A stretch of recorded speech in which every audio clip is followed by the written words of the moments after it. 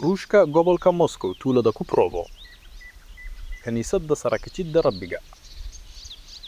gambaleelka ayaa suday heerka sare ee munaaradda gambaleelka aan kor fuulno oo aan eegno tani waa munaaradda gambaleelka weyn waa kan jaranjarada xagga sare jaranjarada ayaa qayb dumay waa wax iska cad in jaranjarada la sameeyay intii lagu jiray dhismaha taawarka gambaleelka fiiri sida lebanka loo dhigo leban qaab wareegsan ayaa lagu sameeyay bartamaha jaranjarada kani waa leban bal eeg jilibka jaranjaro qurux badan waxay aadataa meel aad u yar waxaan nimid dabaqa labaad ee munaaradda gambaleelka si aad u garaacdo gambaleelka waxaad u baahan tahay inaad sare u kacdo laakiin ma jiraan jaranjaro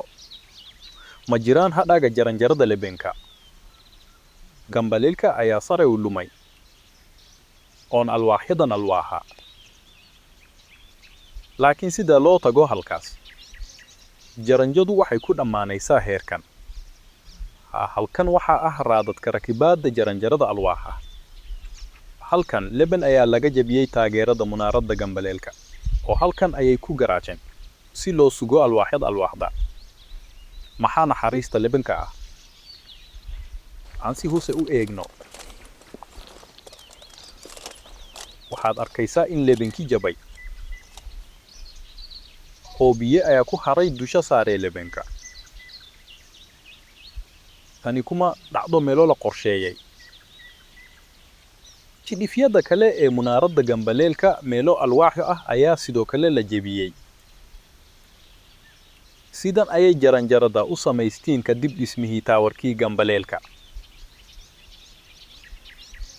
waxaa dhay waa alwaaxa waxaa la geliyey dalool jabay oo gidaarka ka soo horjeeda halkan waxaa ku yaal 2 tiir looxyo ayaa la dul dhigay tiirarka laakiin godadkan iyo alwaaxyadan ayaa la sameeyay wax badan kadib dhismihii taawarka gambaleelka nashqadeeyaha ayaa ka dhigi lahaa jaranjarada lebanka dhowr mitir oo saare ilaa heerkaas laakiin jaranjarada lebanka waxaa lagu sameeyay kaliya heerka labaad ee munaaradda gambaleelka sababtoo ah ka hor looma baahnayn in kor loo fuulo oo la garaaco gambaleelka waxay ahayd ku filan in la fuulo oo kaliya heerka labaad waxaan la yaabanahay waxa halkan hore u ahaa ka hor intaanay kaniisaddu gambaleelka joojin